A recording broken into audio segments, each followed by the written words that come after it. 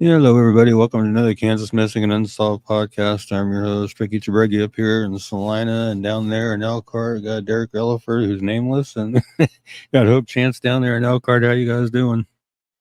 Doing good. How are you? Oh, I panicked a little bit earlier because I heard rumbles of thunder outside, and I thought, oh no. And then I looked Not outside, and it wasn't again. even, yeah, I was like, not again, but I looked outside, it wasn't even raining, so. And it skirted around us, so I was like, oh, phew. Well, that's good. Has it rained more like in the last couple of years in Salina than normal, or has it been? Because like I'm from here in Elkhart, and my whole life people would tell us like we never get any rain, but I feel like it rains all the time here. But then Norm told me like it's not even raining that much. But have you been getting a lot more rain this last couple of years, Ricky? I feel like we've been getting more this year. I don't know about past. Last year, I think we were pretty dry. I think they even said we were in drought conditions last year, but this year, I think we've gotten quite a bit more. So Really? hopefully that gets us out of the drought conditions. Yeah, that'd be good. Nice. So you got a couple of things. What's up, Esther Unruh? How you doing? Yeah, I got Esther in the house, and Kelly's in the house, and happy birthday, Kelly. I see she says a video on my birthday. That's awesome. So happy birthday. Happy birthday. Happy birthday, Kelly. You said you wanted to discuss some things tonight. Yeah. One of them was this the fake flag. Now, the top left one, is that the one that you shared, Hope? Yeah. And that's what I was like, hey, because like I've noticed that in the last like 6 months, you see Right. these flyers, and it's like something that'll pull on your heartstrings. Like there's this, an elderly person or a kid that's lost, and then it's not real. Because like the only reason I knew it Right. wasn't real is because I'm friends with people all over the country, and I would see multiple people share it, and the little town or the little gas station they were supposedly at, like it was a different one. But go Mm-hmm. ahead and talk about this, Ricky. Yeah. They basically, I get tagged in these quite a bit, which I don't mind because I like to look at them and I verify whether they're real or a scam. And but basically, they originate on buy sell trade sites or free stuff sites on Facebook, and the poster generally, when I've checked out the posters on them, and generally the person posting it isn't a profile; it's an actual page, and the person posting it will shut the comments down so you can't comment. And then I do a little check on KBI to see if any of these people are on KBI, and they never are. So that's pretty good indicators that they're scams. And basically they bait you in using a missing person. Usually it's an older person, or here lately it's been more younger ones, but a lot of the ones I used to see were like an older person and a dog that were missing and this and that, and they said, oh, a silver alert's been issued. But after they lure you in with a missing person, they switch it up and hit you with some kind of a real estate scam. So I don't know why they're doing that, but to me, it's completely wrong. And I've seen other people comment that they're even having issues with wanting to share the legitimate missing persons because they don't know with all these fake ones, which are fake, which are real, which thankfully we've been doing this long enough that people trust us and know we are legit. So that's, a good thing in our favor. But I mean, it's just stuff like this, like the one that's in the center there on the top center, that girl there. I saw somebody comment about that one. That one was supposedly she was missing and came from Kansas somewhere. Turns out she was missing originally from a completely different state, and they just stole those pictures and slapped them on their scam post. So, Honestly, like the one on the top left, if that was real, like mhm. anybody that would just post on some town group, hey, does anybody know this lady? She's good. Call an ambulance. If this lady doesn't know where she is, doesn't know who she is, call an ambulance, call the police. Like anybody that would just like, hey, I found this person or this kid that needs help me out, Facebook. Like that should be a. But I've been a victim of these before. I believe they were real in the past, but Right. looking at it from that, like anybody who finds somebody who's in a vulnerable position and just posts on social media, like, hey, does anybody know this person? Like that's not how you handle people you find that are confused. No, Right. not at all. No, like I say, I get tagged in them quite frequently, and I always go in and research them and see, whether they're legit or not. And I'll let the person that tagged me know that, hey, I've looked into it. I thank them for letting me know. And then I'll tell them I looked into it, and it turns out this is one of those scam posts. Just so you're aware of it. You know. Yeah, I think you have, Tammy. I think you have asked me about a couple, three of them. Tammy says all of us good people need to buy a piece of land and get tiny houses. Yeah. Listen, I have 2 acres Hey. right in Oklahoma. You just apply the tiny house and Yeah, Chris Henry just jumped in the house. Good listen. deal. Hey, Chris. My hair looks pretty good tonight too. I'm just gonna say that. Thank you guys. Yeah, it's pretty crazy when that stuff happens. No, I didn't see a slide for it, but a couple of years ago, how many years ago did you report that they had found a partial skull in the Salina area, and then maybe a month or two after they found it, they came out and flat out said they had no idea who it was. Talk about that, and then the updates that you've been receiving. Right. Yeah. It was in April of 2021. They found a partial skull. Some mushroom hunters did out on West Magnolia Road, west of where I work out at Menards, off in a creek bed, and they went out and did a, sheriff's office went out, KBI was out there. They did a search of the area, didn't find anything else. They did send it off to a DNA lab. They said they couldn't pull enough of a profile or pull enough DNA to come up with a complete profile. And I hadn't heard anything for a long time. And then last night I was on my phone getting ready to look up something on KBI, and ran across an article on KWCH News that said Saline County Sheriff's Office raising money to identify remains, and they're trying to raise money for advanced DNA testing in hopes they can identify that skull. And they've raised more than $3,500 of the $7,000 goal. They do have on DNAsolves.com, they have a crowdfund set up to where people can donate. I've got the KWCH article on Kansas Missing and Unsolved, and in the comments I've linked the crowdfund. So if people want to donate, they can go to that and donate. And I'm going to donate to it this weekend after I get paid, because I want to help try to, get that closer to the goal. But they did say in the article that they determined that it was remains were likely that of a man. And at the time between the man's death and the discovery of the remains was about a year. So first person for me that comes to mind, of course, Kenny Rychek, because he went missing about a year and 5 months before the skull was found. And where it was found, basically, around a mile, if that, from where the gospel mission was, where he was last seen. So that was my first thought. And I haven't had a real chance to dig into KBI and the Saline County cases to see if there was any other males that fit that criteria. But Kenny was the first one that come to mind, because I know Anthony Siniscali, went missing long time before that. Alex LaRussa was another one that he's been missing longer than what the time frame would have been.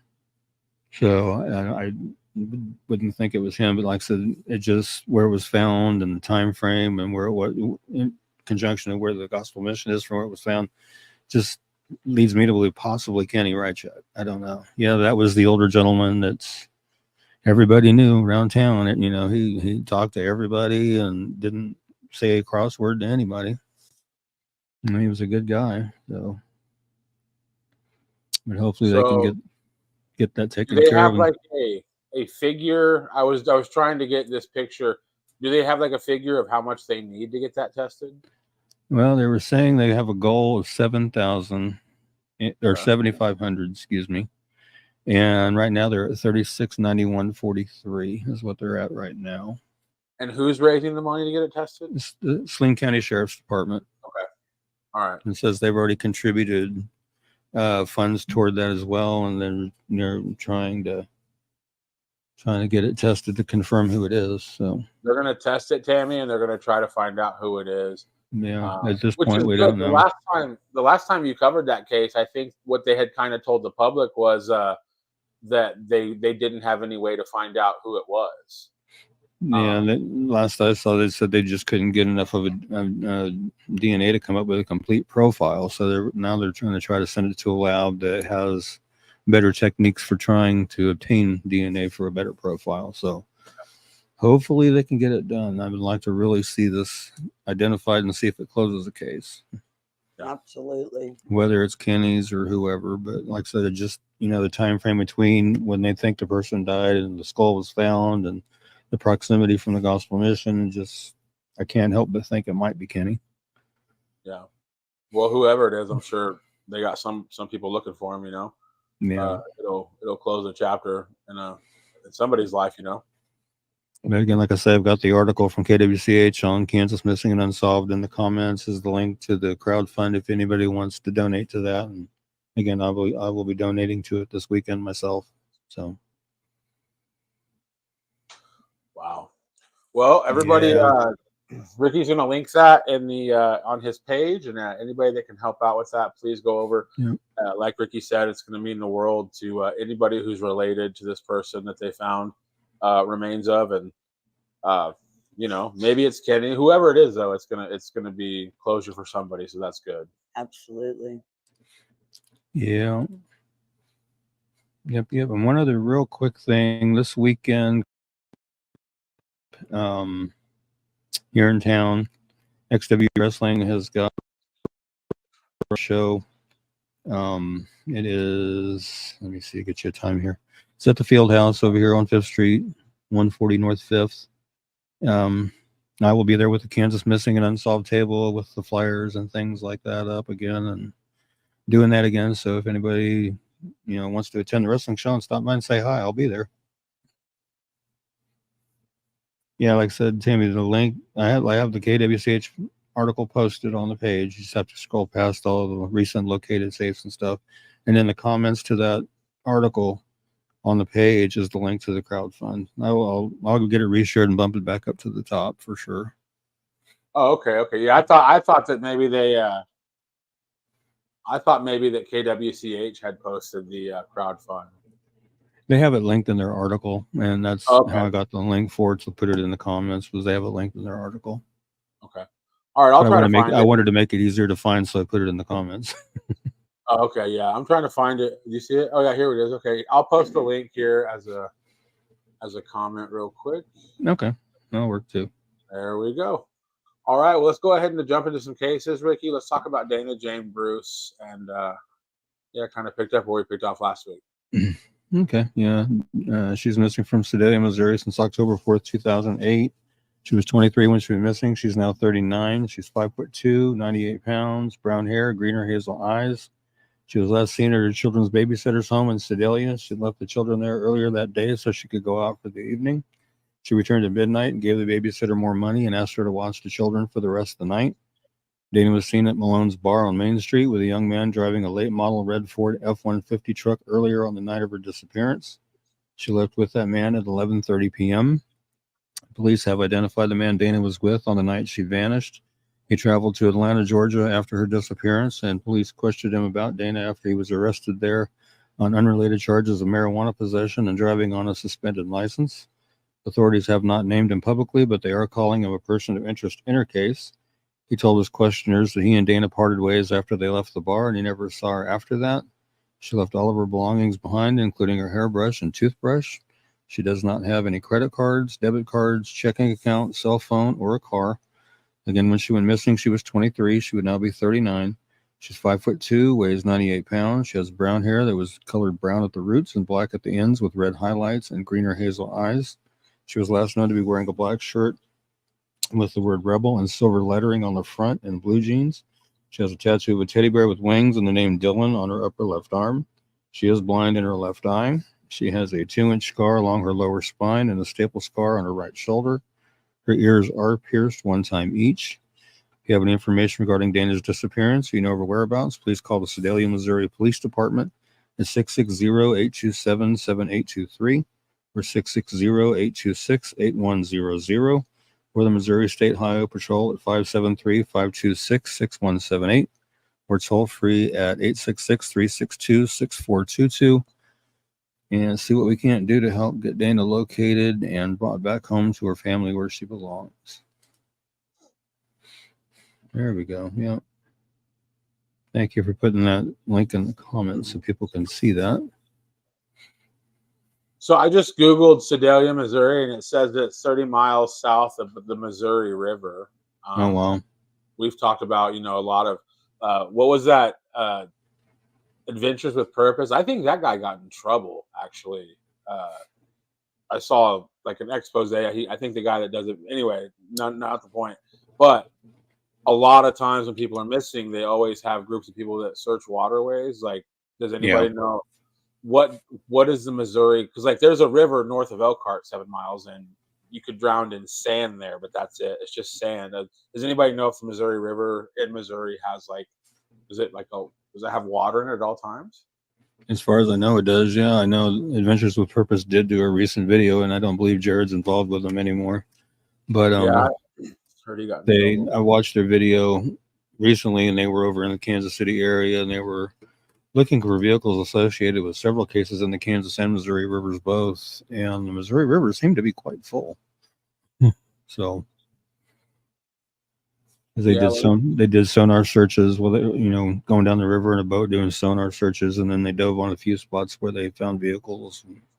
But even then, like, so if it was a lake, a car would just sitting there forever. But like, I just Googled, I don't know if this is it, but this says this is the Missouri River around Sedalia.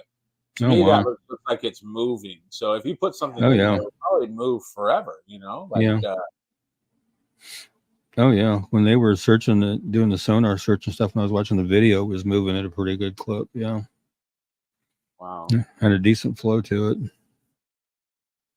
Yeah. Well, I've never Googled that before. We've been covering that case for 4 years, but like, I would be curious about that because I was just sitting there thinking, I was like, she hasn't been seen since 2008. The guy who's like essentially a person of interest, like left town, skedaddled pretty quickly after she went missing, and they caught up to him pretty quickly. So I'm assuming like there was no sign of her, obviously, like so where did her physical being go? You know what I mean? And think about it, how do you make a human body, if you have a river that runs 30 miles from where you are, like and if you look at that picture, it looks like there's just like a bridge that you can just walk on. Yeah. You know what I mean? Like that's pretty scary. Yeah. I know I've been swept down a river in Montana, and you can get pretty far pretty quick when it's moving. Yeah. Oh yeah. Scary stuff. Definitely. I have been having car troubles. It's kind of working now, but I'm in a Facebook battle with Kia. I'll keep everybody posted on where that lands. But I did not get to go to Alexander's trial. Actually, the guy who's on trial for Alexander's case. But I'm going to try to find out like who was there, who covered it, and see what I can find out. But I do know, as I said, I talked to my source, and the guy who's on trial for this, he had 3 days of trials, and only like a little bit of it had to do with Alexander Perez. So it sounds like the guy's in a lot of trouble. Wow, that's crazy. This is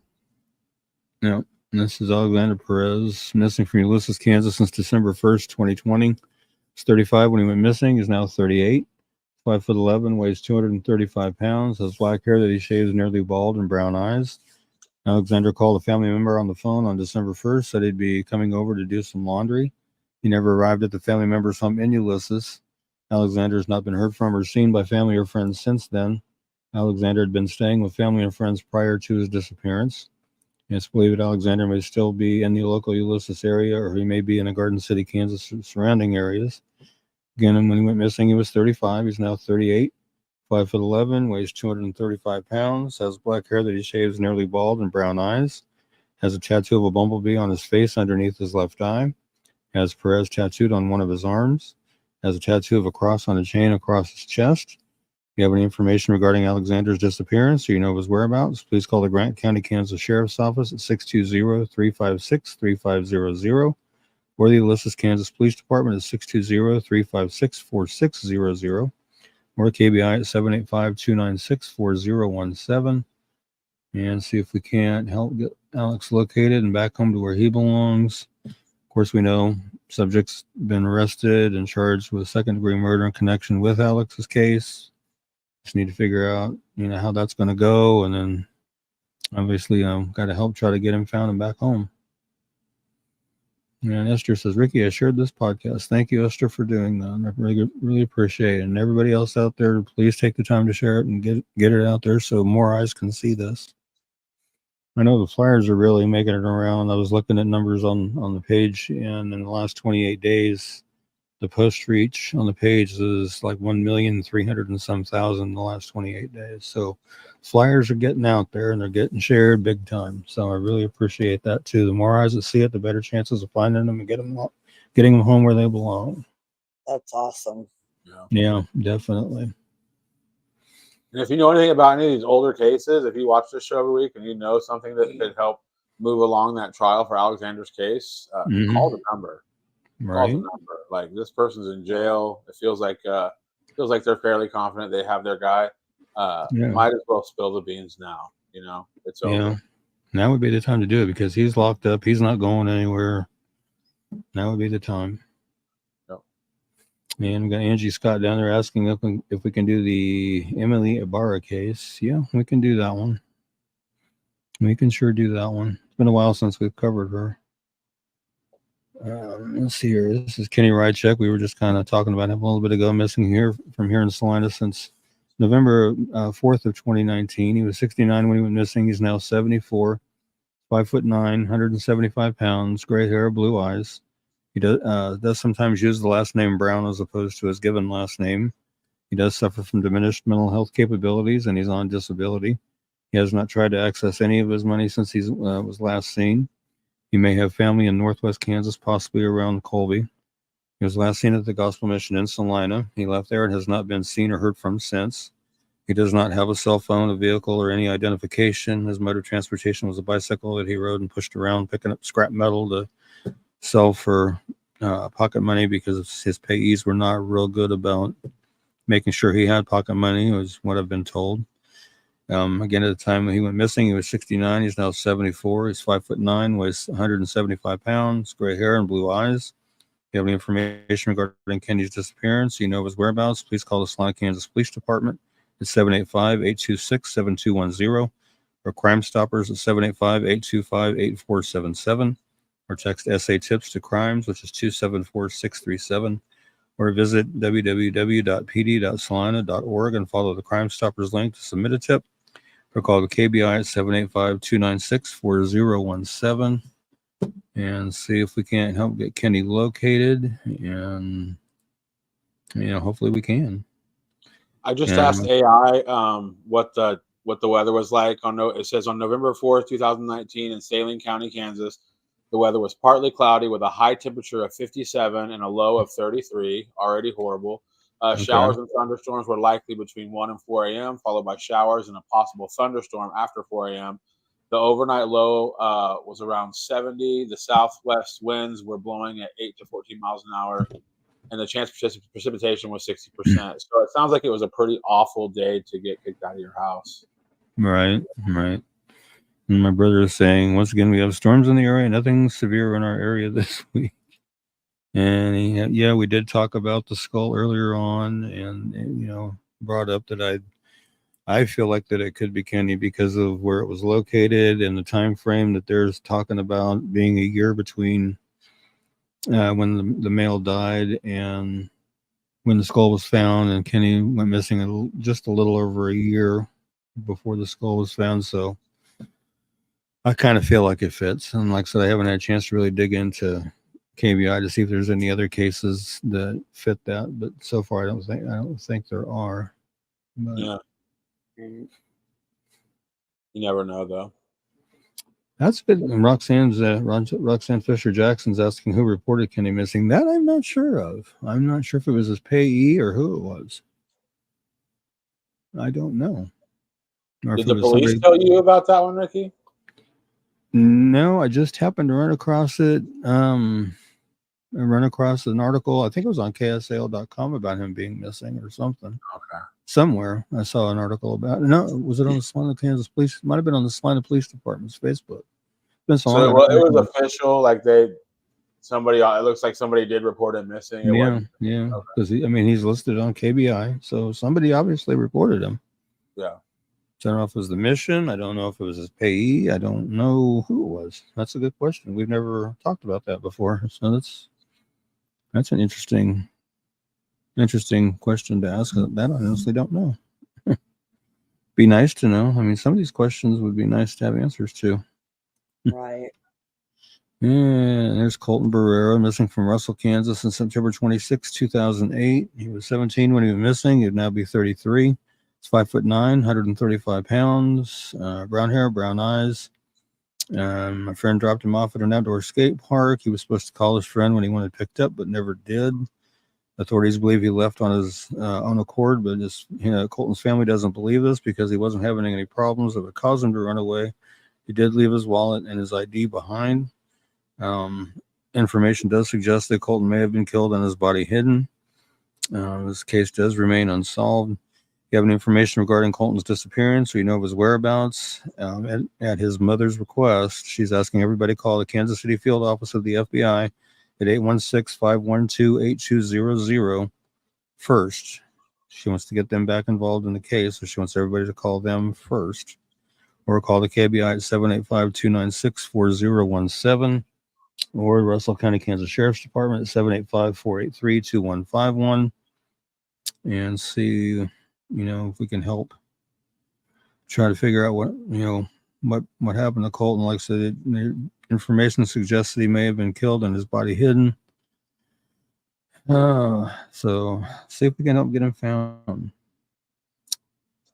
And Megan Weather is asking any news on Eric Marco. I haven't heard anything on Eric Marco.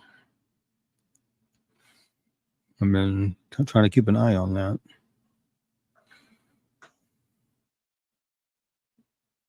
I still need to find out if Colton's family is from Elkhart. I heard his dad was from here. I don't know.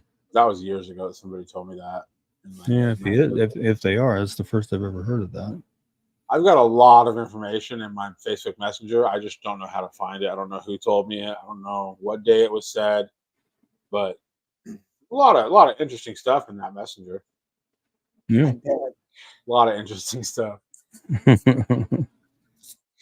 This one is Rochelle Elizabeth Hammond, missing from Moscow, Colorado since August 15, 2019. She was 30 when she went missing. She's now 35. She's 5'6", weighs 120 pounds, has black hair and brown eyes. She was last seen walking away from her Moscow, Colorado home. She left all of her belongings behind, including her phone, her identification, her medication, her car, her computer, her tools, and her pet dog. Rochelle had only been living in the area for about 3 weeks prior to her disappearance. She had previously lived in the Columbus, Ohio area. She may be homeless, although police can find little evidence in her disappearance. Her mother believes she did not leave of her own accord and may have been a human trafficking victim. Rochelle suffers from bipolar disorder and schizophrenia and has been prescribed medication for her conditions, which she also left behind. Rochelle's nose is pierced. She has numerous tattoos, including the phrase "live like a lion" on her upper chest, a star behind her ear, a skull on the back of her wrist, stars on the inside of her forearm, a cat with a bong on her shoulder, and other tattoos. And there's some of them pictured down there at the bottom. The stars on the inside of the arm, the "live like a lion" on her chest, and the ones on her hands. She was last known to be wearing a black tank top, khaki shorts, black Nike shoes, a silver circuit or barbell, and has a silver circuit or barbell in her nose. If you have any information regarding Rochelle's disappearance, or you know her whereabouts, please call the Alamosa County, Colorado Sheriff's Office at 719-589-6608 and see if we can't help get Rochelle located and back home to where she needs to be. It's going on, well, yeah, tomorrow will actually be the 5-year anniversary of her disappearance. Creepy.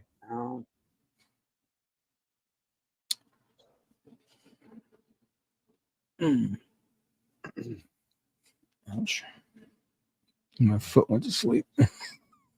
I hate that. Wow. Okay. It is Dietrich Foster, missing from Independence, Kansas since April 12, 2020. He was 37 when he went missing. He's now 41. He's 5'9", 190 pounds, has black hair, brown eyes. He was reported missing on May 12, 2020. He was last seen around April 12, 2020 in Independence. KBI agents and detectives from the Independence Police Department are conducting his case as a homicide based upon findings during the investigation into Dietrich's disappearance.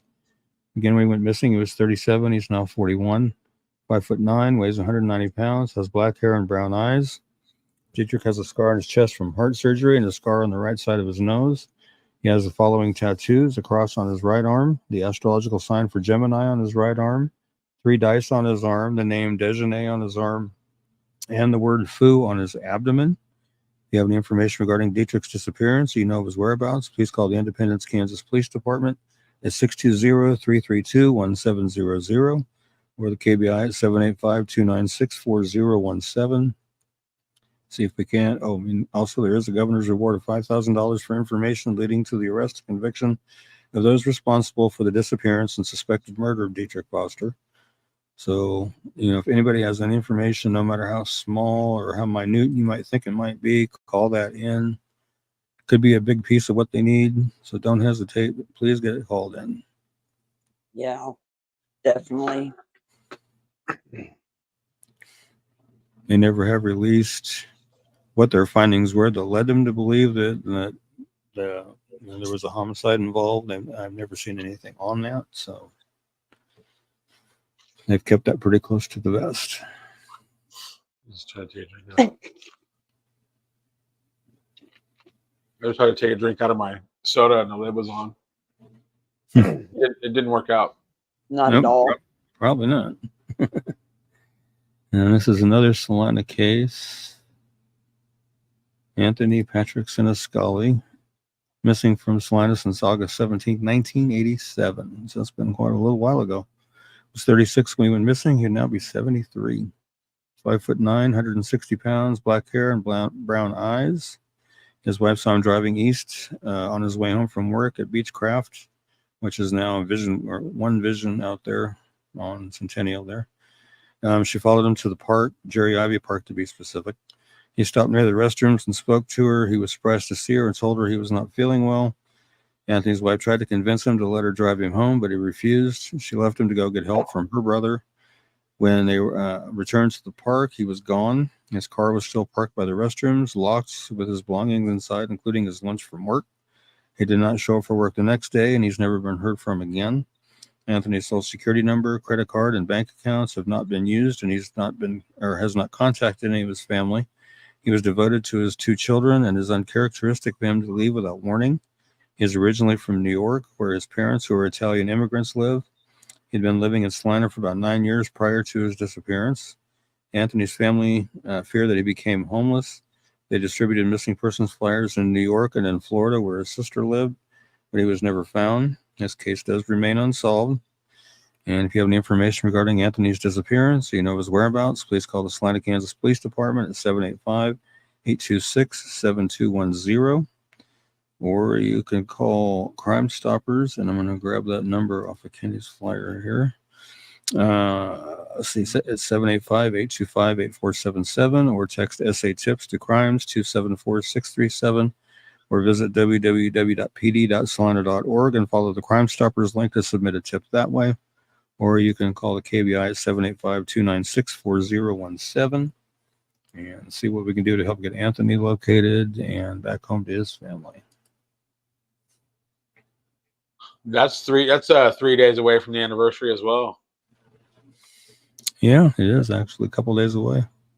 And if my math's right, so basically he's been missing for longer than he was. The day he went, he's been missing essentially 37 years in a few days. Yeah. And he was 30, so he's been missing longer than he was around.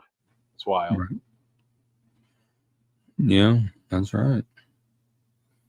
What Cynthia is saying here, I don't want to come off as being disrespectful or anything, but have some of these missing women, teens, I just wonder if their loved ones have been checking in local bars, gentlemen's clubs, especially if it's human trafficking, easy money. Just a thought. Any scenario is possible, I guess. I don't know. I know since I've been doing this, in the last 12 years I've been doing this, I know of 7 teen girls that when they were found, they were being actively trafficked, and they were all right around the 14, 15-year-old range. One was actually found on a street corner at a gas station when they found her. Jeez. No. Yeah. So, some people out there do scoff at it and say human trafficking doesn't exist. It very well does exist. It's out there. Yeah, it's out there. And Kansas, is an originating state for human trafficking.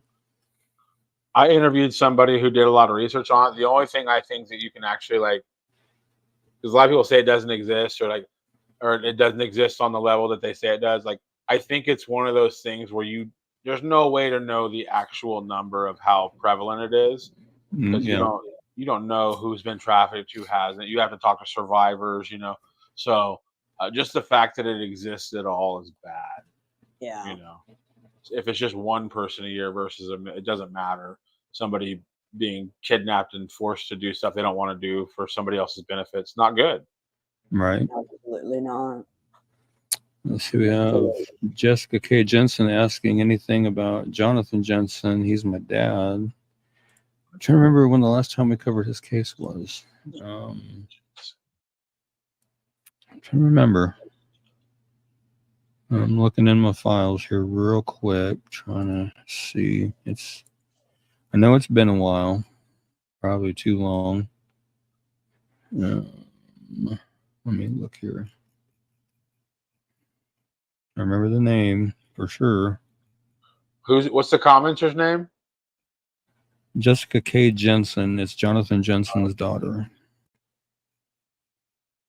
I'm looking here. I found an article here from last year. Is it Phillips County, Kansas?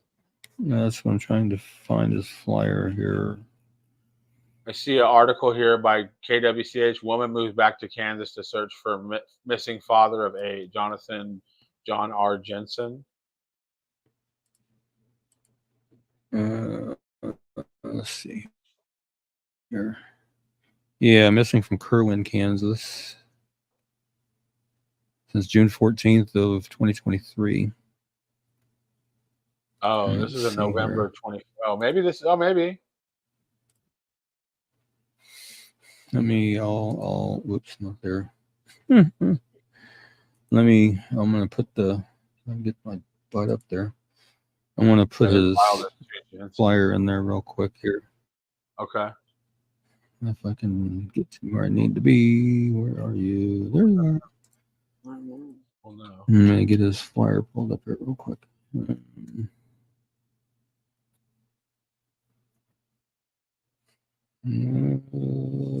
Okay. It's loading. Trying. While it's doing that, we'll cover. Saying it's been over a year. Existed in the 90s. Try it again here. Scary hard. Try it again here. I think she said the article I found. Thanksgiving. Yeah, this one says that it's from November 25th. Or it says here he was reported missing in November of 23 in this article. Yeah, and I just put the flyer in the thing there. Okay. All right, so cover Haley real quick, and then I'll move his up so we can do his after Haley. Also, we'll cover Haley real quick. And I also put Emily O'Barra's in there too real quick. Okay. If you want to move them up, go ahead, and I will start covering Haley Davis here. I'm going to figure out where I put her in my list here. Oh, there she is. Another Salina, Kansas case. I don't mean to keep going back to Salina cases, but I just don't feel like locally they get enough attention, so I want to keep them out there as best I can. As you guys know, a couple weeks, I can't remember how long ago it's been now, 2-3 weeks ago, I went to a vigil they had in Sunset Park for Haley and talked to her brother a little bit and got some information from him, and it's nothing concrete or solid or anything like that, so I'm not going to repeat it, but just some information he's gotten on the streets and stuff. So, but Haley Davis has been missing from here in Salina since July 21st, 2023. She was 19 when she was missing. She's now 20. She's 5'6" to 5'7", 190 to 200 pounds.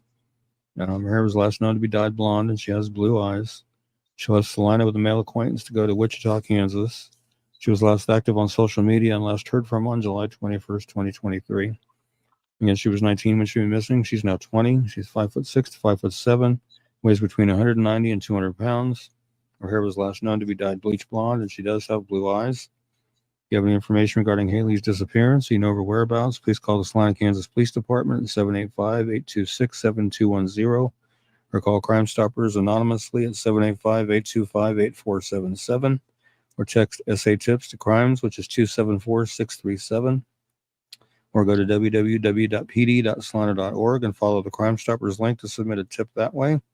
And I've also included Wichita, Kansas Police Department's number, 316-268-4181, or 316-268-4407, or 316-263-6011, or KBI 785-296-4017. I included Wichita, Kansas, because they're also investigating the Wichita end of it. So I wanted to include their information as well. So yeah.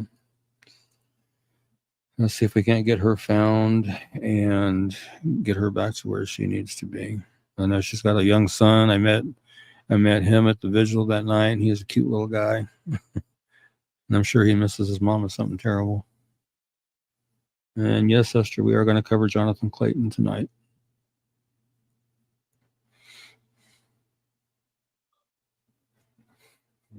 Wonder what that. That's a very interesting case. That Jonathan Clayton. It's a very interesting case. Probably one of the more interesting cases I've ever done. What did she want to say? Hey. July 20th. Oops. Ricky, have you ever heard of Salina311.com? Yeah. So you're saying Haley's been missing since July of 2023? Right. Is there any reason why Haley would be on that website for posted December 27th of 2023 as a wanted person? Yeah, what happened was, and I got a hold of the sheriff about it. All of a sudden, she started popping up on Salina's Most Wanted. And so I emailed a detective and asked him, I said, why is she appearing on Salina's Most Wanted when she's been listed as a missing person for a whole lot longer? And he said she shouldn't be. And he said he was going to reach out to the sheriff and see about getting her removed from there. And I think she stayed on there for another couple months, and then she was finally removed. So she's on. I mean, I just Googled her name in Salina, and she's on there right now. Yeah, I don't. I mean, yeah, but what's the date for the? Well, it was posted on in December of 2023, right, but like her picture, it's not been removed. It isn't like right. I don't know why. Salina311.com/December most wanted. So I don't know why they haven't removed it yet. But again, I don't know Haley's business, but is there a chance that because again, if they're saying she shouldn't be on there, if I was her age and I was on a wanted list, I might not be able to be found either. You know what I mean? Like maybe is there any chance that Haley thinks she's in trouble and that's why she's being, hard to find right now? I mean, it's always possible, but like I said, in talking to her brother, they fear something bad has happened. Okay. I didn't expect to see her on a, she's a young girl. We've been covering her for a few months. I didn't expect to see her mugshot on a wanted poster. That's kind of weird. Yeah, it floored me. And I reached out to a detective, and he in turn reached out to the sheriff's office, and it took him another month or two. And they did finally get her pulled off the most wanted on the off the official most wanted list. Okay. And I asked the sheriff about that, and he said, no tip's a bad tip. But I just didn't understand why they would do that, but knowing that she was filed as a missing person. Well, I mean, it could scare the crap out of her and make her run away. Especially if the cops are telling you that they don't actually want her for any crimes. That could scare the crap out of a kid. Like, hey, you're on the website for the most wanted. It's like, whoa, I'm gonna go on a trip. Right. No idea. Emily Ibarra. Okie dokie. And I do have John Jensen pulled up next after this one. Okay. And dummy me. I put it in there, but I didn't pull Emily's for me. But hang on just a second. Won't take me but a minute. No, I don't know if the age now is going to be accurate because I haven't had a chance to update hers or Jensen's. So you have to bear with me on that one. Come on, you stupid. come on. There you go. You'll You figure it had out, it, didn't buddy. you? You'll figure it out.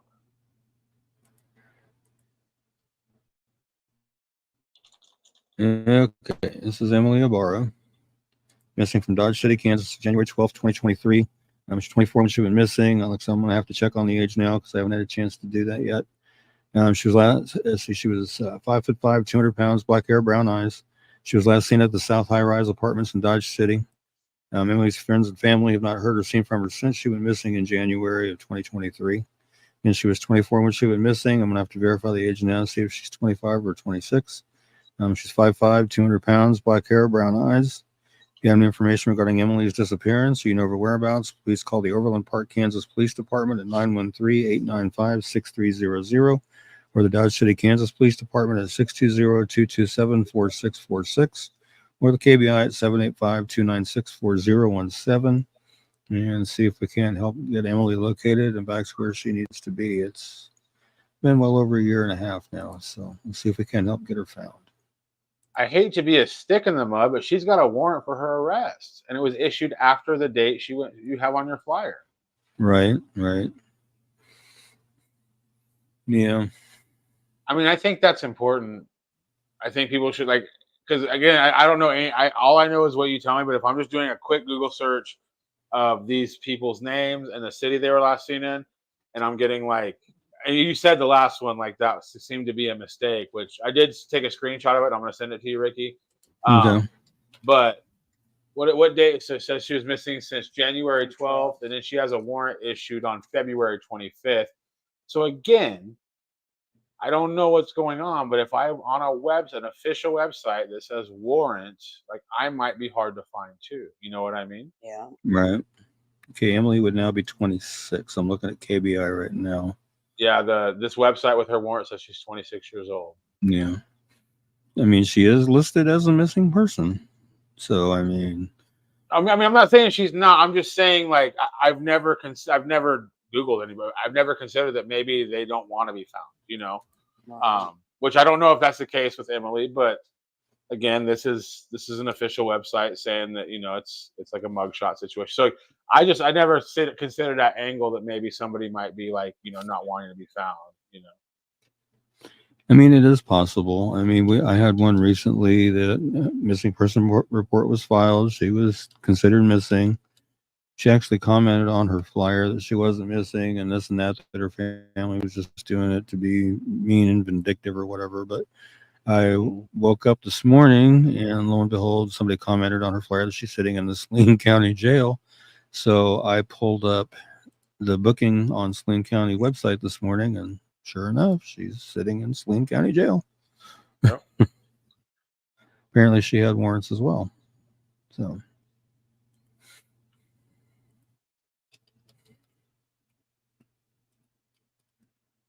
Yeah. I mean, it is possible that they might be, trying to avoid being arrested, but when it gets to be over a year or whatever, it does get concerning, and I don't want to take away from the seriousness of that. I mean, either or scenario. I mean, it could go either way. So, I mean, it's Absolutely. Well, even then, I don't want. So say somebody we cover doesn't want to be found, and they don't want to be found because they're in trouble of some type. right. Even then, that's scary. Somebody's out there where when they see a cop, they run. So that's that's a person to me that could be easily taken advantage of. Hey, you can't be seen in public.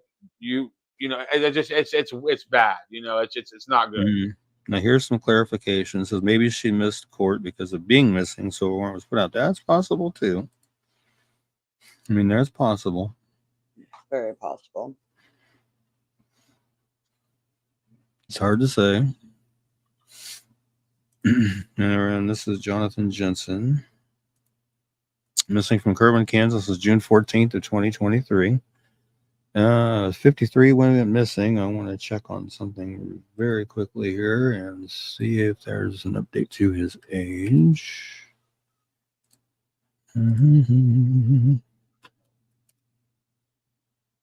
Let's see here. Well, it says he would now be 54. Okay, so we know that. And he is 5'11", 190 pounds, brown hair, hazel eyes. He left without his vehicle, his cell phone, or his wallet. And he was 53 when he went missing. And he would now be 54. He is 5'11", 190 pounds, brown hair, hazel eyes. You have any information regarding Jonathan's disappearance? You know his whereabouts? Please call the Phillips County, Kansas Sheriff's Office at 785-543-6885 or the KBI at 785-296-4017 and see if we can help get John located and back home to his family. And I see KBI's got a couple of photos of him I don't have that I may just have to borrow and add to the flyer.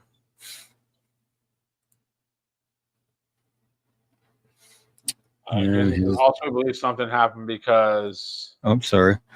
My grandmother passed and he didn't show up to the funeral. The funeral. Oh, wow. Okay. Yeah, that would be concerning. That I would assume that your grandmother would be his mom, is what I'm assuming. So yeah, I mean, I don't see why he would miss his own mother's funeral.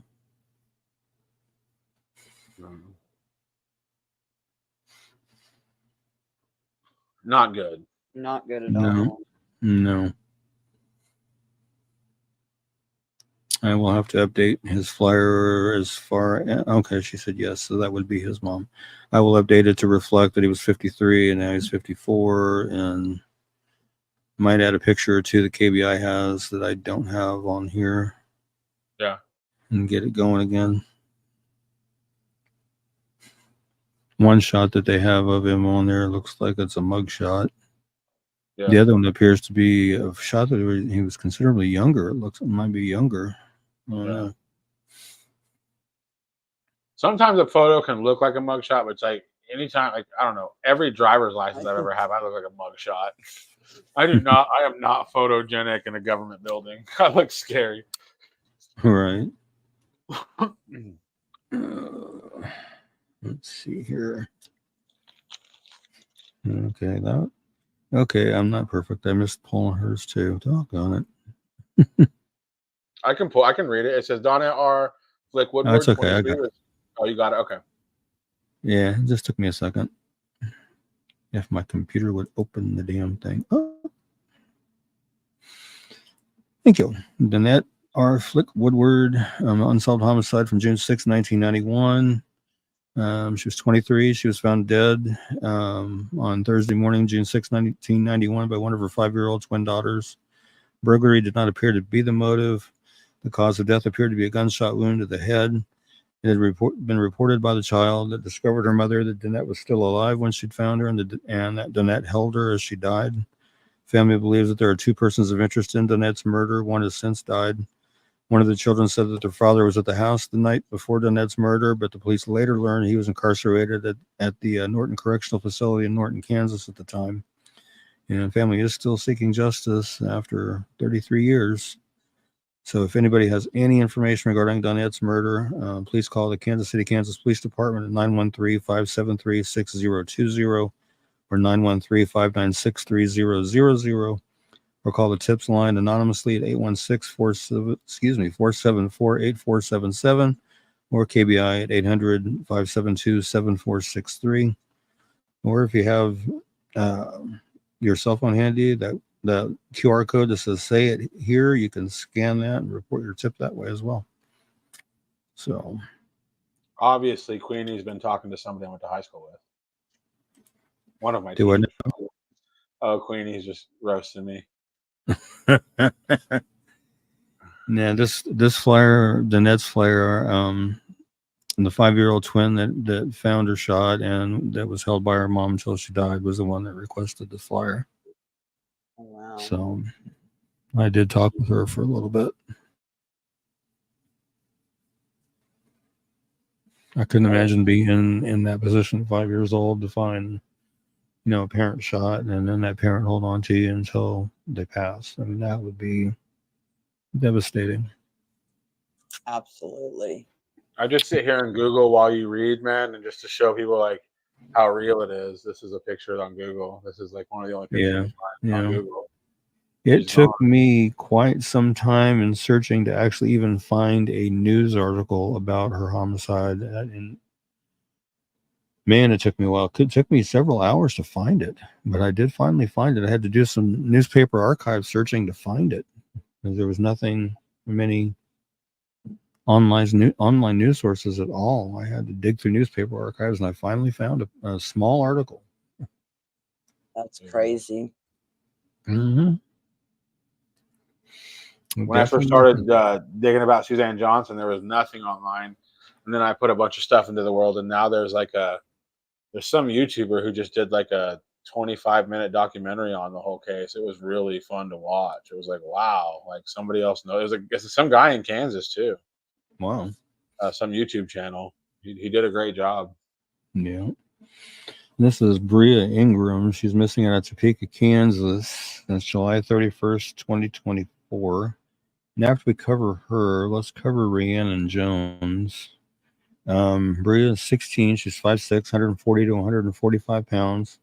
Her hair was last known to be dyed black, and she has blue eyes. If you have any information regarding Bria's disappearance, or you know her whereabouts, please call the Topeka, Kansas. Oh, excuse me, I messed that one up. Shawnee County, Kansas Sheriff's Office at 785-251-2200, or the KBI at 785-296-4017. And see if we can help get Bria located. I gotta take that Topeka, Kansas part out of there. Yeah. See if we can't get Bria located back to where she needs to be. And again, let's cover Rhiannon Jones. Okay. You have that one handy, don't you? Yeah, it's just the next one. Sorry, I didn't see it. Yeah. Okay. Let's see here. Got her up there? Yep. Yeah, she's up there. Rhiannon Jones missing from Topeka, Kansas since August 8th, 2024. She's 17, 5'7", 150 pounds, brown hair, green eyes. Don't have much more than that, but if you have any information regarding Rhiannon's disappearance, you know her whereabouts, please call the Shawnee County, Kansas Sheriff's Office, 785-251-2200, or the KBI is 785-296-4017. And I wanted to cover Rhiannon's after Bria's because I found out that they are siblings. So, Oh, wow. yes, I found out they are siblings. So let's see if we can't get them located and back to where they need to be.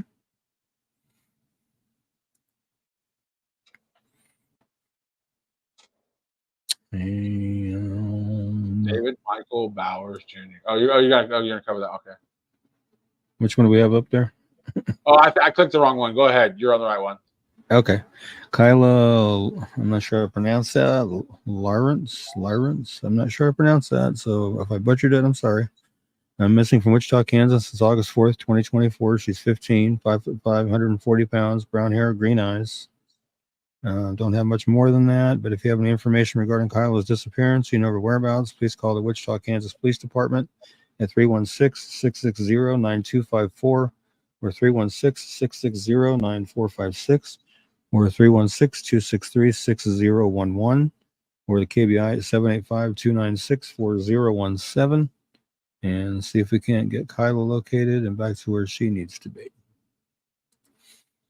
You know, Ricky, I talked to a friend of mine's daughter that, you know, at one period of time in her life, she was in a foster home. Right. And, you know, we were talking about it and she said, you know, it wasn't a bad home. She was in, you know, a single family home. She wasn't in a group home. Right. But she said that her foster sister tried to talk her into running away with, you know, her and her boyfriend. And wow. you know, she was like, you know, I almost did, but something told me not to go out that window. And so I didn't, and I stayed. And then 3 months later, I was home. Oh, wow.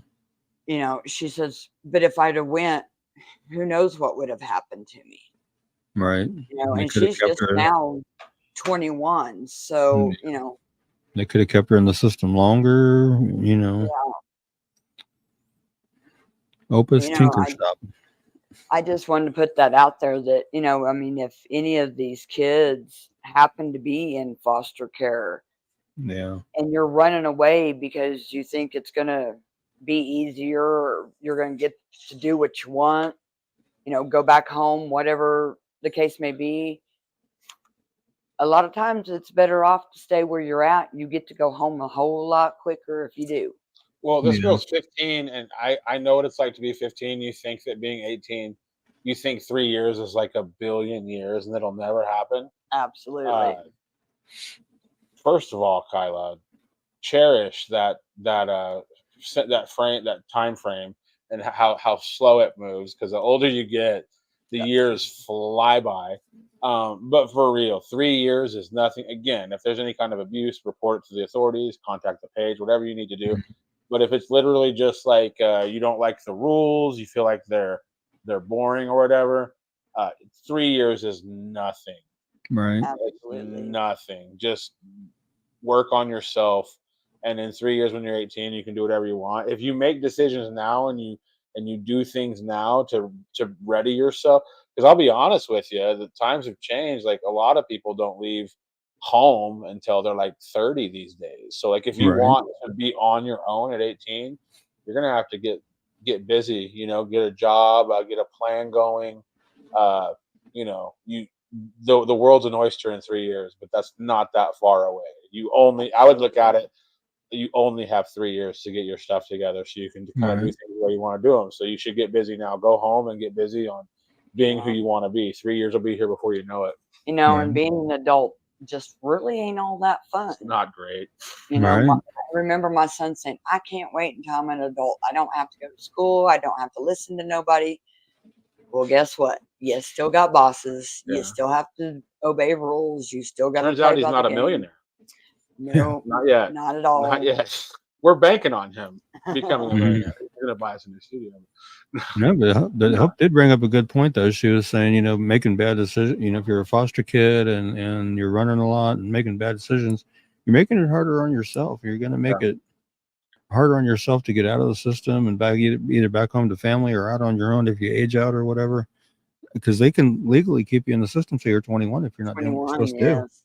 So it's Which I better think, to. as long as there's like no abuse going on, I think when I first heard it was 21, I thought that was bonkers. But now, like, thank God. Like, if you would have threw me to the wolves at 18, it would have been awful. Like, nobody's Mhm. grown up at 18. Maybe some people have seen a lot of harsh things and they know more than your average 18-year-old. But Right. nobody really needs to just be thrown out into the street on their 18th All birthday. right. 21, Definitely. a little bit better chance. Yeah.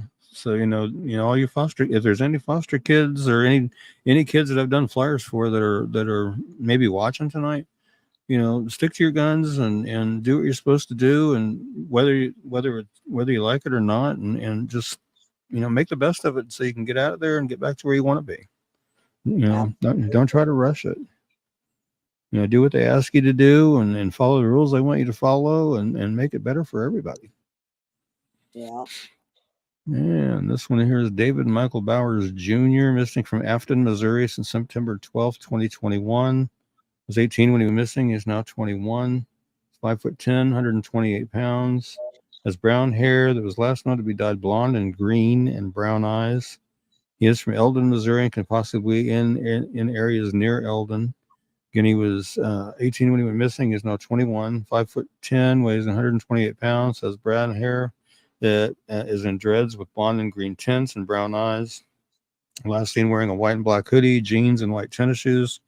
David has multiple scars on his arms, has multiple tattoos, including an eye image on his right thumb and Bart Simpson on his left arm, which I'm trying to see. Yeah, you can see it right there on that left-hand picture. You can see Bart right there. If you have any information regarding David's disappearance or of his whereabouts, please call 911 immediately or call the Miller County, Missouri Sheriff's Office at 573-369-2341 or the Missouri State Highway Patrol at 573-526-6178 or that's a different number, 800-877-3452 or their 866-362-6422. And there is $1,000 reward available for information leading to David's safe return. So let's see what we can do to help get David brought home safe and sound. Ricky, me and Hope found a GoFundMe started by David's mom. It looks like she's Oh, trying okay. to raise $7,000 to hire an investigator.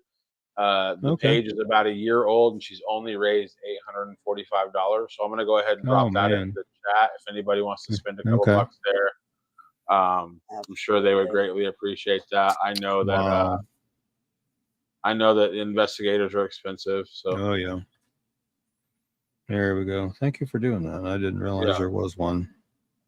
yeah. It looks like I it's know his there mom. is a Bring DJ Home. I don't remember if it's a Facebook page or Facebook group, but I linked that to his flyer when I posted the update because I updated it to show that he's now 21. So I did link that. It looks Nope. like the Columbia Tribune.com did a story about that GoFundMe, so it does look like it's legit. So if anybody Okay. wants to send some Okay. help to his mom, she looks like she's trying to find some man. 18 years old when he goes missing. That's not good. Not at Yeah. all.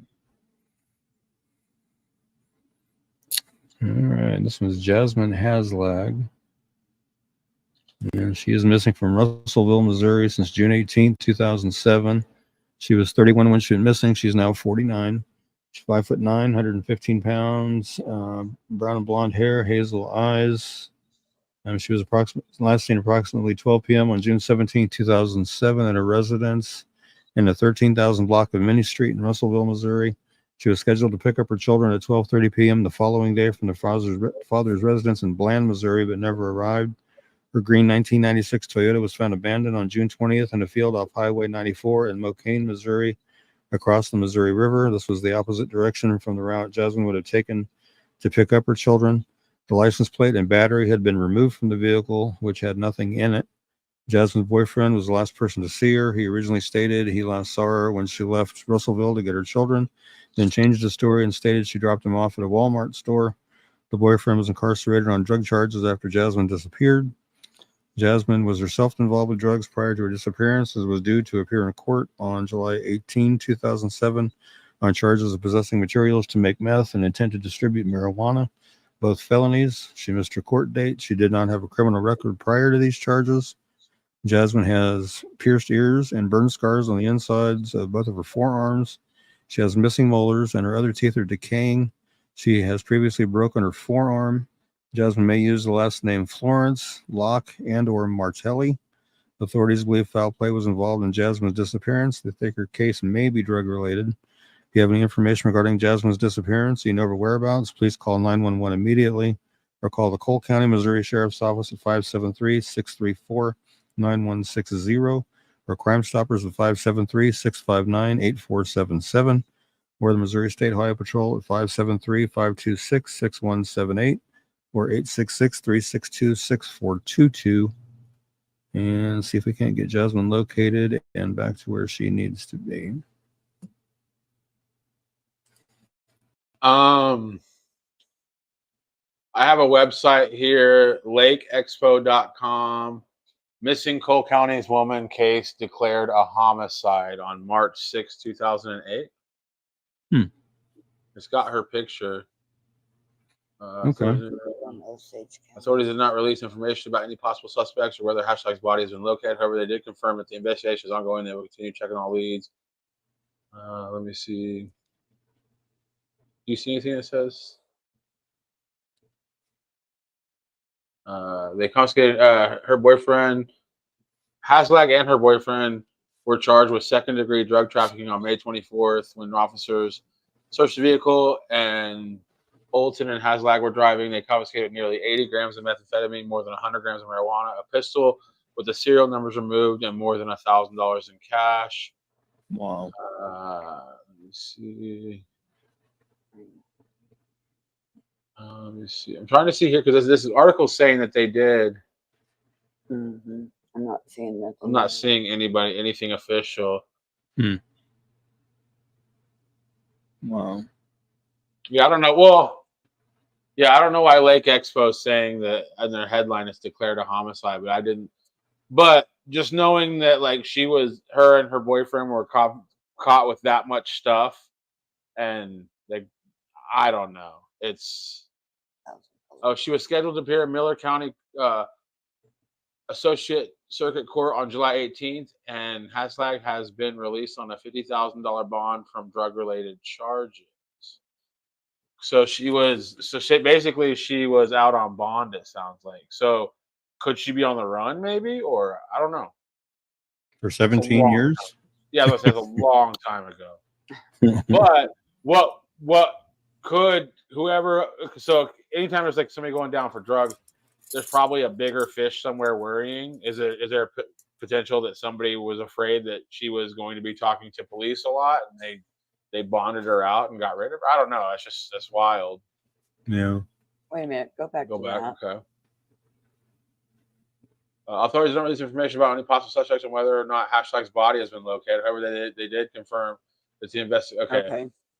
I just seen body has been Okay. located, and it worried me.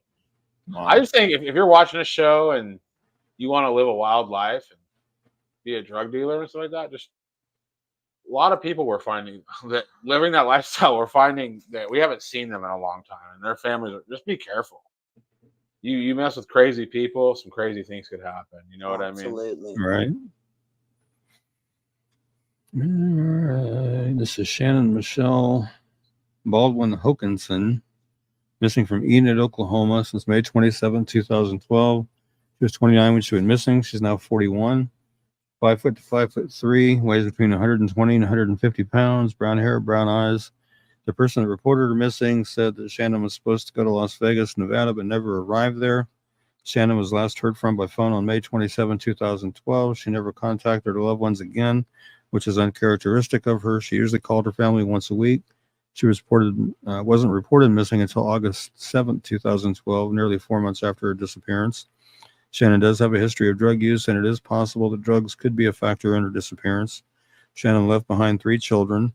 She does have numerous tattoos, including a frog with a mushroom on the outside of her ankle, blue roses on her lower back, an orange flower on the top of her left foot, a butterfly on the back of her right shoulder, a heart between her thumb and index finger, and unfinished flames running down her spine. Shannon's ears are pierced. If you have any information regarding Shannon's disappearance, or you know her whereabouts, please call the Enid, Oklahoma Police Department at 580-242-7000, or you can call your information in anonymously calling the Enid, Oklahoma Crime Stoppers at 580-233-6233, and see if we can help get Shannon located and back to where she needs to be. I have an Enid Police Department release from December 3rd, 2019. It says, over the years, we have received numerous tips, interviewed a variety of potential witnesses, cleared persons of interest, and searched homes and fields. Hokinson likely is a victim of homicide. Oh, wow. It says the department went on to say it has identified individuals involved in Shannon's potential death, but it cannot release any specific details at this time. Oh, wow. So, I did not know that. Yeah, it sounds like they kind of know she's gone, and they kind of know some people that might have did it, but they need that little thing called evidence. Right. They do have Enid Crime Stoppers is going to be 580-233-6233 if anybody wants to tell on, and then you can text 274-637 and enter Enid as the keyword. Yeah, and I do have the Enid Oklahoma Crime Stoppers number on the flyer there too. So okay, yeah. So I made sure to put it on there. That's bad. It's kind of like the old. It's kind of like Alexander Perez, and it's kind of like Dietrich Foster. Like they don't know where a body is, but the police are using the word homicide. Yeah. You know, that's pretty wild. Yeah. So again, if anybody has any information on her case, no matter how small you think those details might be, maybe a big piece of what they need to put some things together to make some arrests. So get it called in as soon as you can. Absolutely.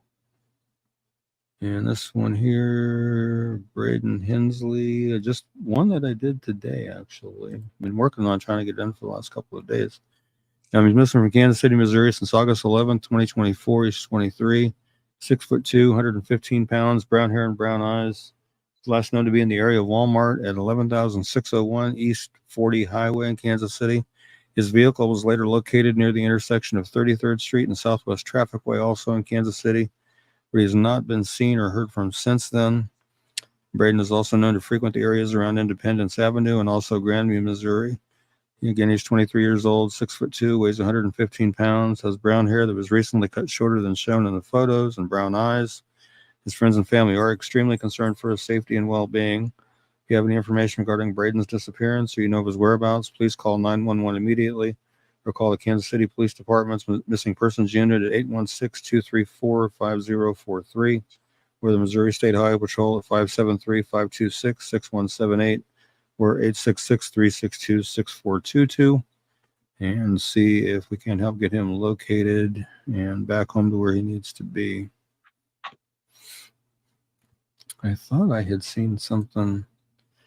Let me look at something here real quick on a news article about him. That,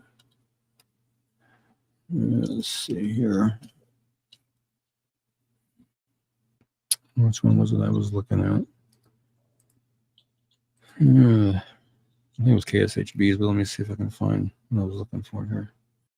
Car was later So his found. car, 12 hours ago, it says his car was found near the college. Yeah. I'm thinking I had seen something. Looks like KCTV did a story, KQ2 and Kansas City Star, KMBC. Oh my goodness, they all did. I know. Case. This is the one I was looking at. Was the KSHB because it says vehicle was located near 33rd Street and Southwest Trafficway. His cell phone, keys, and other personal items were inside the car. I meant to include that on the flyer, and I didn't. So yeah, his cell phone and stuff was inside the car, which makes it even more concerning. I need to add that to his flyer. They found his cell phone and that in there. Oh, what is going on, bro? There we go. 6 hours ago. Yeah, the article that I just read that from was the KSHB. Okay. 41 article. And the information I have on the flyer I got from Kansas City, Missouri Police Department's Facebook, but they didn't even have it in there regarding the items found in the car. So why they wouldn't have included that, I don't know. But yeah, I don't know. I just kind of found a couple articles, but it just doesn't look like anything's. Yeah, this is another one that I did today, and I'm not sure I pronounced that last name. Sirius Sestata, I would imagine it is. Sestata. Missing from Wichita, Kansas since August 1st, 2024. He's 16, 5'6", 175 pounds, brown hair, brown eyes. Don't have much more than that, but if you have any information regarding Sirius's disappearance or you know of his whereabouts, please call the Wichita, Kansas Police Department at 316-660-9254 or 316-660-9456 or 316-263-6011 or KBI at 785-296-4017 and see if we can't get Sirius located and back to where he needs to be.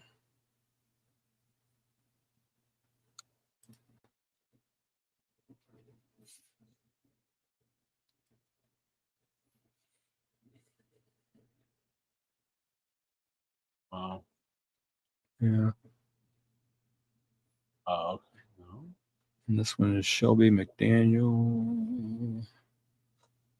I know I pulled her. There she is. I was asked to reshare her tonight, so she's missing from Kansas City, Kansas since March 26, 2024. She was 16 when she was missing. She's now 17.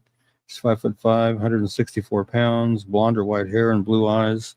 She does have ties to Crestline, Kansas, which I've never heard of, Columbus, Kansas, Oklahoma, and Arkansas. And she was 16 when she was missing. She's now 17. She's 5'5", 164 pounds, has blonde or white hair and blue eyes. If you have any information regarding Shelby's disappearance, or you know her whereabouts, please call the Kansas City, Kansas Police Department at 913-596-3000 or the KBI at 785-296-4017 and see if we can help get Shelby located and back to where she needs to be.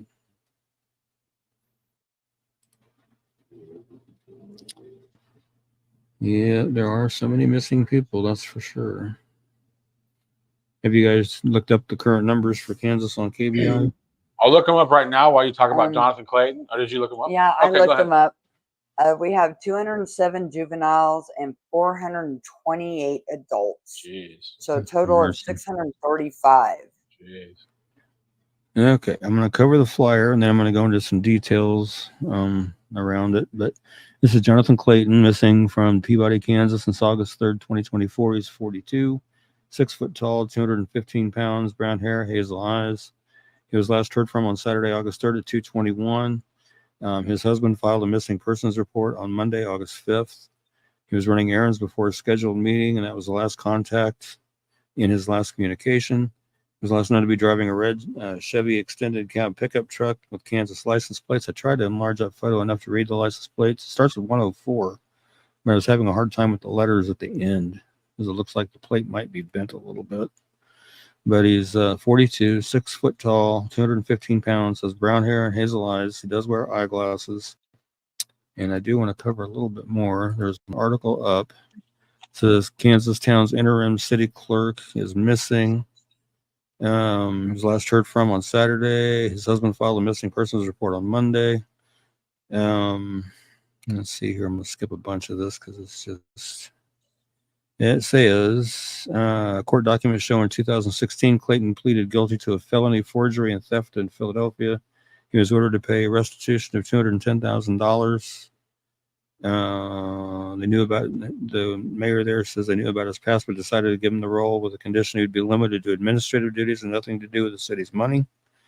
Let's see here. There was more information on a separate article that I was reading. Let me see here.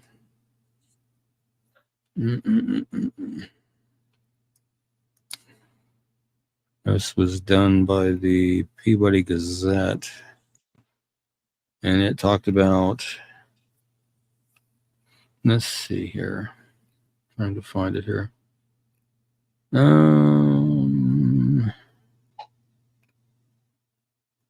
He apparently, let's see here. That's not the right article. Oh boy, oh boy, oh boy. You're right. No, what is this one? This is 7 hours ago. So he's burned a clerk with instance mysterious emails to town folk.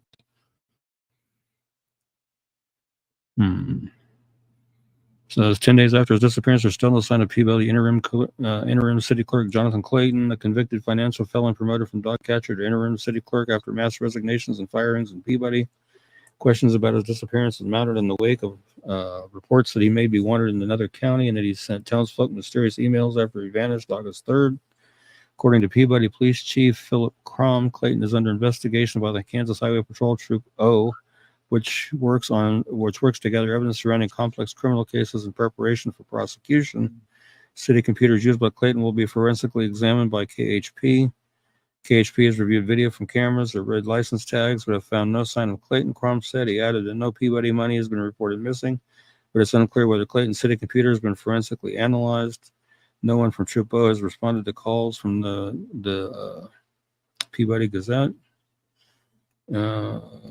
Trying to find out the information about the Philadelphia thing because there was more information about that he was found guilty of it and he's ordered to pay restitution. Oh, here it is. He was ordered to pay $210,000 in restitution at $600 a month. As of last month, he still owed $195,712.50. That's quite a bit. Yep. Quite a bit. So that's interesting. It didn't say much more about those mysterious emails. But if anybody has any information regarding Jonathan's disappearance, or you know of his whereabouts, or you think you see his truck, please call the Peabody, Kansas Police Department at 620-983-2133 or 620-983-2111 or the KBI at 785-296-4017 and see if we can get Jonathan located and make sure he's all right and get him back to where he needs to be. He sounds like he's got a husband that's worried about him.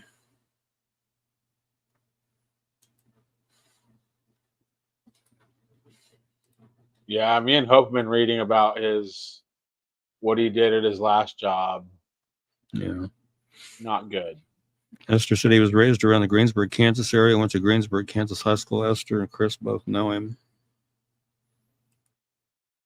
I don't know him, but it looks like he got himself in quite a bit of trouble Yeah. And it said that he makes payments usually ranging from anywhere from $5 all the way up to $1,000. But you said he still owed 190,000. 197,000, something like that. Chris went to school Okay. with him in Greensburg. Chris Unruh, he went to school with him in Greensburg. I don't know. This article doesn't have a date, but it says he still owes 195,000. Okay. July 10th, 2024. Wow.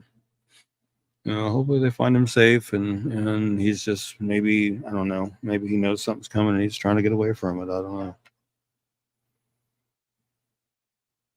I don't know. Not good. No. Well, guys, we're gonna have to get out of here. We've gone over 25 minutes, but I'm gonna go ahead and skim through these real quick. But Ricky does a lot of work, guys, and as you can see, it does pay off. Ricky, what is your reach on Facebook again in the last 28 days? If I had my phone, I could tell you right off the top. But hold on. I can tell you real quick. Just a minute. It was like one Get over point. here to the. Yeah, they found that. I was talking about. It's saying right now. It's saying right now. The page will load. 1,362,685 in the last 28 days, which actually it's dropped a little bit because it was peaking at 1.5 million there for a little bit. So all the people sharing this works. People are just getting brought home left and right. Thank you. Yeah, like I said, the flyers are really getting around and shared, and I really like to see that. I was telling Derek, there's like 30 located safes that I uploaded for him to show tonight, and they all are from August. Nothing prior to August. These are all August located saves. So a lot of, and you can see like the last one before that was from November of last year. November. Yeah. So I mean, they're like all kids too. This is great. Those are the people we need to bring home. Yeah. Since we're doing the located safe ones, I just want to put out there that, if you've run away or whatever and you want to go home and you don't know how, there's a number you can call. It's 1-800-RUNAWAY, and that's 1-800-786-2929. And they can help you get back home. All right. You just got to suck it up and make the phone call. Right. I can guarantee almost 100% that your parents are going to be more happy that you called and you're home than they're going to be more mad that you left. Right. I know as a mother, I worry about my children all the time. I've got a 21-year-old, a 19-year-old, a 17, almost 18-year-old, and one that just turned 16. And yeah, I'm going to be mad if they take off and I don't know where they're at, but I'm going to be more happy when I find them. Yeah. Call them. You're welcome, Chris. Not a problem. We got to get them found and back home. And if you're watching and you can't think of a number, go to Walmart. Go to a place, ask for a manager, tell them you want to go home, tell them you're endangered, missing, tell them to contact the police, tell them to contact a social worker. Anything is better than being out on the streets or being with adults that are okay with you being at their house, knowing you're on a missing persons poster. Right. They don't care about you. Exactly. Right. I do my best to get these flyers made as quickly as I can and posted as quickly as I can. And there are some days that I'll get messaged or tagged or something while I'm at work. And so on my breaks, I try to reach out, send messages and stuff like that. And, I sincerely hate to have to make people wait till I get off work to get a flyer made. And thankfully, they've all been understanding enough to say, hey, no problem. They understand. And so, but I really don't like making people wait. But sometimes I don't have that, don't have a choice. Now, next week, I'm on vacation from work next week. So I'll be readily available pretty much all week. So, it's going to make it through Friday. Make sure you take time for yourself, too. Yeah. Take at least one nap in that week. Right? Right. I got stuff around the apartment I want to get caught up on and stuff like that. And Greyhound will take kids, arms, family. Huh? What? I think I don't know Greyhound what that used to means. be I don't even know if Greyhound exists anymore, but they used to be. If you were a runaway, you could go to any Greyhound station and tell them you were a runaway, and they would say, "Where are you from?" And they wouldn't ask any questions. They would just throw you on a bus headed that way. Right. Yeah. I don't No, know if Greyhound's Greyhound's still even around. a thing anymore. I've Oh, yeah. Greyhound's Greyhound's still great. It's a around. cheap way to get across the country. But if you ever want to learn about yourself, take a Greyhound across the country. It'll take you about 9 days, Oh, and you'll know man. who you are by the end of it. I rode one from Dallas, Fort Worth to Missoula, Montana. I'll never ride a bus again. No, it's I not did fun. one. I took one from here in Salina to Kansas City because I was considering going into the Air Force when I was like 18, 19. And I get on the bus here in town to go to Kansas City. I go to the top of the stairs, take the left turn. The guy on the left side of the aisle asked me if I wanted to buy a knife. The guy on the right side of the aisle asked me if I wanted to buy a gun. I'm like, oh my God, what am I getting myself into? Yeah. I rode a bus from Salina to Oklahoma City for a family reunion. It wasn't too bad, but I was getting to Wichita and having to lay over. Now It I was kinda heard that scary. they used to, the reason it was awful is because they would stop every 10 minutes.